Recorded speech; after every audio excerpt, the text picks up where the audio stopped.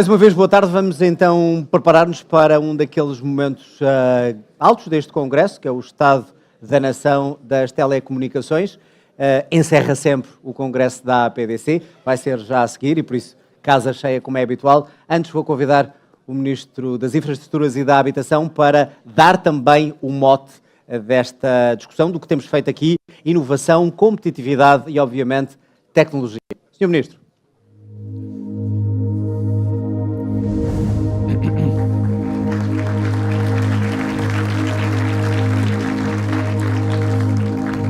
Muito boa tarde a todos.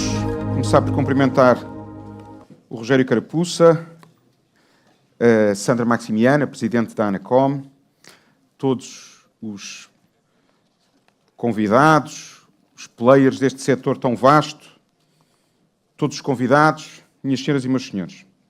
Deixem-me começar por fazer umas notas prévias, porque hoje cheguei mais cedo e quis ouvir um bocadinho dos debates e ouvi o debate anterior. Deixem-me dizer-vos que eu, quando cheguei a esta pasta, isto é o meu terceiro congresso da APDC, encontrei um setor profundamente dividido, onde as relações com o regulador eram tensas, as relações com o Poder Central tensas, e o esforço do Governo nos últimos 2 anos foi de empoderar o regulador, empoderar, como eu disse aqui da primeira vez e da segunda, o esforço de capital que os acionistas da maior parte das empresas faz e que, de uma vez por todas, o setor não vivesse de costas voltadas uns para os outros e dessas mãos em prol de um futuro melhor para todos. E, de facto, devo-vos dizer, com o coração aberto, como eu gosto de estar, que o debate que aqui assisti, tive a oportunidade de assistir, bastante enriquecedor, diga-se, para perceber que ainda existe essa dicotomia, esse manicaísmo, se quiserem, de um setor que, numa catarse saudável, daquilo que se passou nos últimos anos, nomeadamente o apagão, e agora as tempestades, dizia eu, numa catarse saudável, perceber o que é que correu bem, o que é que correu menos bem, mas eu posso ter sido injusto na análise que faço, mas pareceu-me que a culpa, ou grande parte da culpa, é do Governo, porque não soube criar regras de licenciamento, porque não soube criar regras de regulação, porque o regulador também não consegue acompanhar. Deixem-me dizer-vos, o esforço do atual Governo é, de facto, para mudar o status quo, a forma de fazer as coisas. E é isso que eu vos convido para fazermos uma pequena viagem sobre aquilo que é a nossa agenda e o que é que estamos a fazer. Praticamente em todas as alíneas que foram apontadas no painel anterior. E sempre com uma enorme preocupação. Estreito diálogo, ouvir os dois lados. Saber-nos colocar no sapato dos outros. As dificuldades que os outros têm, que as empresas têm para pagar salários, para fazer investimento, para oferecer retorno aos seus acionistas. Os desafios que o regulador tem de encontrar equilíbrios entre as empresas e os consumidores, para que o mercado flua, funcione. Os desafios que o Governo tem, no sentido de legislar, de adaptar a legislação nacional àquilo que são diretivas europeias, muitas vezes artificiais, muitas vezes distantes da realidade, muitas vezes plásticas, e que esse esforço tem que ser feito. E por isso, deixem-me dizer-vos, se há lição que tirei dos 2 últimos anos e do apagão do ano passado, das intempéries deste ano, é que não vamos construir nada de bom para o futuro se não soubermos, em vez de passar culpas, um passatempo nacional habitual, mas de olharmos olhos nos olhos e perceber o que é que cada player tem que fazer nas suas competências estritas. Eu tenho sérias dúvidas que possamos dizer que daqui a 10 anos ou 20 anos estamos melhores do que estamos hoje. E para isso, eu hoje quero-vos falar de uma forma muito sucinta sobre renovação de espectro, sobre cloud soberana, sobre o Plano Nacional de Centros de Dados, um bocadinho sobre o CTT e os IKS, os indicadores de qualidade do CTT, o investimento no 5G, os cabos submarinos, a segurança e a resiliência das infraestruturas críticas e a previsibilidade regulatória, essencial. E penso que hoje a ANACOM numa independência saudável, como assim tem que ser, é um regulador que procura precisamente esse equilíbrio de mercado. E o Governo tem o seu papel dentro desse espaço. E é neste diálogo frutífero que nós podemos construir um setor mais resiliente. Em relação à renovação de espectro, fique muito claro, é uma competência da Anacom. E, portanto, o Governo respeita e acredita na independência do regulador. O que não invalida que o Governo não esteja atento, o que não invalida que o Governo não esteja a ter a capacidade de análise em cada momento do que é preciso fazer. E o mesmo Ministro das Infraestruturas que aqui teve há 2 anos e que teve o ano passado, que vos disse que, do meu ponto de vista, tinha que haver uma consolidação do setor na Europa, e já começou. Ao arrepio daquilo que aconteceu em Portugal, por força da remuneração dos capitais, por força do esforço de investimento que temos que fazer, por força de estarmos a perder a concorrência e a competição internacional, por força disso, nós precisávamos objetivamente dar músculo outra vez aos operadores. Dar músculo outra vez a quem investe. Dar músculo outra vez a quem arrisca. E por isso é que a renovação do espectro é essencial. O Governo aprovará os regulamentos, aquilo que são as contrapartidas, mas naturalmente tem estado em estreito diálogo com a Anacom, e a Anacom a seguir poderá falar sobre aquilo que está a fazer e lançará seguramente uma consulta. Mas essa preocupação existe. E é uma preocupação que o Governo, aqui, numa mensagem para a Anacom, convocando a Anacom, temos que fazer mais rápido que mais tarde. É urgente dar essa previsibilidade também a quem investe. E estou-vos a falar em todas as frequências, estou-vos a falar em todo o espectro, precisamente para garantir a quem investe esta previsibilidade. E assumir risco é preciso termos previsão do risco que estamos a assumir. Também ouvi há pouco quais são os critérios, porque na Europa inova-se, porque na Europa é que se aponta para que o espectro seja renovado em troca de investimentos. Pois é isso que estamos a trabalhar, os operadores sabem disso, o regulador sabe disso, o regulador é isso que está a incentivar, é essa a visão do Governo, eu já li isso publicamente. E, portanto, não vale a pena. A água mole em pedra dura, tanto dá até que fura, mas não vai mudar aquilo que é a opinião do Governo, que já o dissemos sucessivas vezes. E, por isso, o aumento da estabilidade, da previsibilidade, promoção de inovação, adoção de tecnologias mais avançadas, alinhamento com tendências internacionais, eficiência na gestão do espectro, resiliência, todas estas dimensões vão ser avaliadas. E é isso que nós procuramos, porque no final do dia não é a capacidade de remunerar essa renovação do espectro que nós procuramos.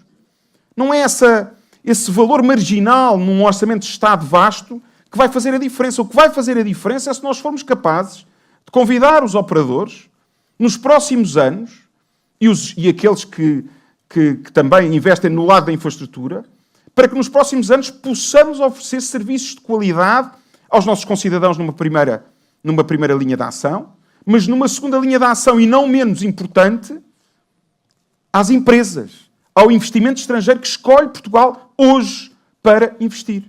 E por isso é que é tão importante esta primeira dimensão. E, portanto, tranquilizar.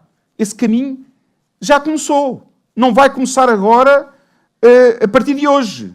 E muitos dos que estão nesta sala sabem que esse caminho já começou. Aliás, está na fase já final, porque o amanhã não pode esperar, como dizia a canção. Depois, sobre a cloud soberana. Aqui muito claro também. O ano passado também tive a oportunidade de estar aqui e o meu colega, o secretário de Estado da Modernização, da Digitalização, o Bernardo Correia, onde nós deixámos claro que a Anacom seria one-stop shop para todas estas áreas das comunicações, da tecnologia, dos data centers, dos cabos submarinos, do AI. E, portanto, one-stop shop para quem chegar a Portugal nestas dimensões tecnológicas sabe com quem tem que falar do ponto de vista regulatório. Está ali, é na Anacom. O mesmo, ao contrário, do lado do Governo, como é que as coisas estão divididas. Também para sermos muito claros. As infraestruturas têm as infraestruturas. E, portanto, a cloud soberana será garantida pela IP Telecom. A IP Telecom será o operador que vai garantir a cloud soberana, que vai, no fundo, oferecer serviços essencialmente ao Estado, mas também a pequenas PMEs, mas é essencialmente ao Estado. Mas depois, quem vai gerir do ponto de vista cotidiano aquilo que é a utilização dessa infraestrutura é a modernização, a digitalização. E, portanto, fique muito claro esta posição dentro do Governo. Alguém que tem o hardware, a infraestrutura, e a outra tutela que tem o software e a sua utilização e a sua disseminação ao longo de todo o tecido da administração pública, garantindo serviços melhores, mais estáveis, mais fiáveis, mais capazes de garantir serviços públicos de qualidade aos nossos concidadãos. Temos a conclusão prevista para 2030, temos os investimentos garantidos do lado da IP Telecom, mas também do lado tudo o que são investimentos de migração das atuais clouds que os vários organismos do Estado utilizam, tudo para a cloud soberana, e a partir de 2030 estimamos uma poupança de mais de 30 milhões de euros com esta dimensão, mas entendam que não procuramos na cloud soberana somente ganhos financeiros, procuramos naturalmente também segurança, soberania sobre os dados que são críticos do ponto de vista da gestão de um Estado de Direito e de uma nação independente. Depois, do lado do investimento nas redes, deixem-me dizer-vos, não me ouviram nem há um ano, nem há uns meses, e não vão ouvir hoje uma única palavra de crítica àquilo que foram milhares e milhares de homens e mulheres que no terreno fizeram e ainda fazem hoje um esforço para garantir que tudo estará a funcionar. Temos a consciência clara, o Governo tem essa consciência clara que ainda há milhares de cidadãos nossos que não têm acesso à rede fixa. Temos consciência clara que do lado da rede móvel demorou mais tempo do que nós estávamos à espera. Isto numa primeira fase, porque numa reunião que promovi com o regulador e com todos os operadores ficou claro. Vamos primeiro resolver de uma forma provisória e teremos 12 meses seguramente ou mais pela frente para garantir que voltamos ao ponto antes do comboio de tempestades. E, portanto, nós temos essa consciência. Mas temos a consciência do esforço que foi feito. Agora, quando se passa culpas, do meu ponto de vista, de forma injusta, quando o Governo não apontou o dedo a ninguém, assumiu as suas responsabilidades, aprovou um PTRR onde nós colocamos investimento público, onde nós queremos renovar e apostar na renovação, dar previsibilidade a quem investe, e aponta-se o dedo somente a uma das partes, é o caminho mais fácil. Mas eu tenho as costas largas. Eu estarei cá para continuar o caminho que fizemos e que trilhámos até aqui. Porque, como vos disse já da última vez, nós temos essa obrigação ética, moral, republicana de entregar um mundo melhor do que aquele que recebemos. E muitas lições temos que tirar daquilo que aconteceu. E não foi só por o licenciamento ser lento, não foi só porque não houve capacidade do Governo de introduzir mecanismos regulatórios mais simples. Não! Falhou muita coisa em muitas dimensões. Mas agora é olhar para o futuro. De braços dados, de mãos dadas, juntos. E a APDCI, este congresso, este areópago grande, serve também para isso. E por isso é que eu me sinto bem aqui todos os anos.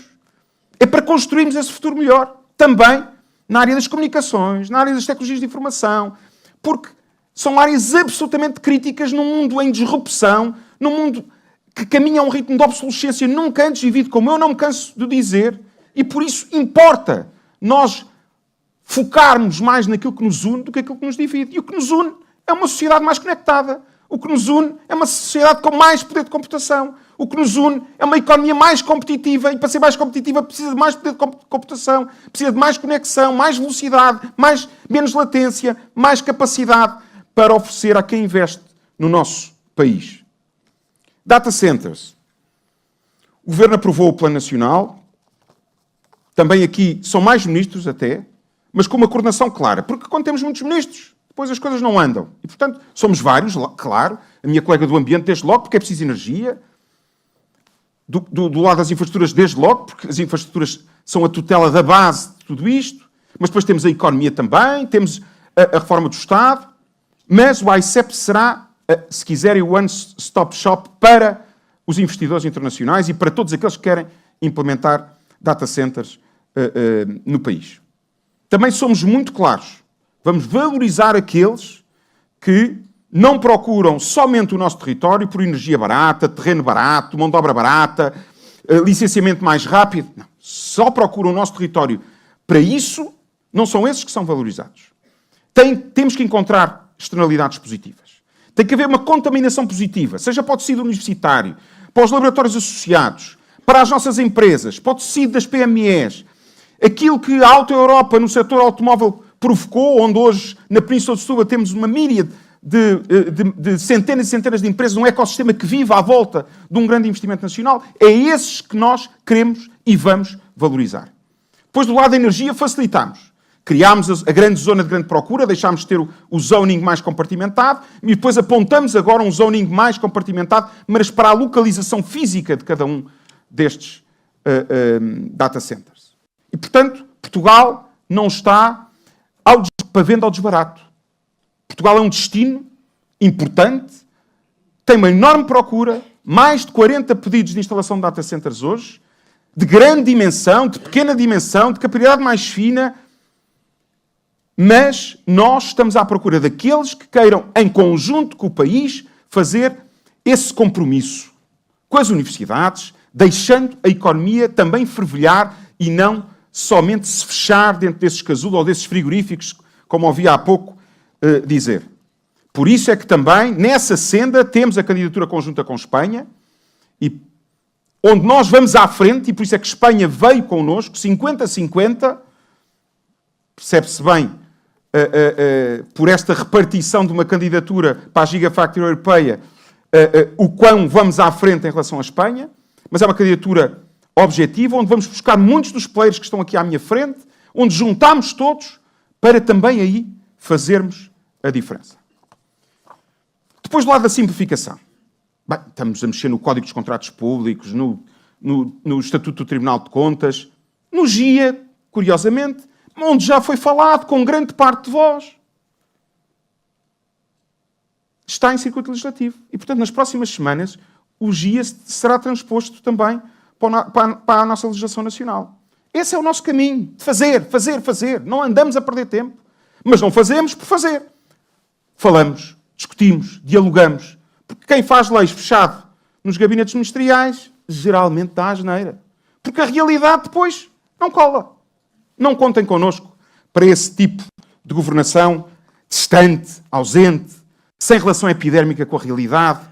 Não contam connosco para isso. Por último, dizer-vos, o Governo está profundamente otimista em relação a este setor. Temos as ferramentas necessárias e suficientes para garantir a quem investe, que está aqui à minha frente, que possa... mas não preciso, obrigado. E depois não tenho sítio para pôr. Eu já estou habituado. Obrigado. Garantir a quem investe a remuneração justa, mas, acima de tudo, garantir que quem investe vai oferecer a cada um dos portugueses e a cada um dos empresários portugueses aquilo que vos disse há pouco. Uma rede de qualidade, conectividade, capacidade de, em direito comparado, em benchmark internacional, de estarmos ao mesmo nível que as melhores economias do mundo. Somos um país pequenino, mas ambicioso nessa dimensão. E hoje temos um governo mobilizado, reguladores mobilizados, e eu quero acreditar, todas as conversas que tenho tido, com os operadores, com os investidores, que também sinto que é um setor mobilizado. Portanto, não sintam das minhas palavras qualquer tipo de rancor, mas eu quis pôr, como sabem, os pontos nos is, daquilo que é o meu sentimento. E se não estivermos a fazer tudo bem, escrutínio saudável. Apontar o dedo, naturalmente. Agora, quem não sente não é filho de boa gente. E, portanto, a culpa é toda do Governo. A culpa é toda da senhora professora Sandra Maximiano. Eu não acredito nesses manicaísmos primários.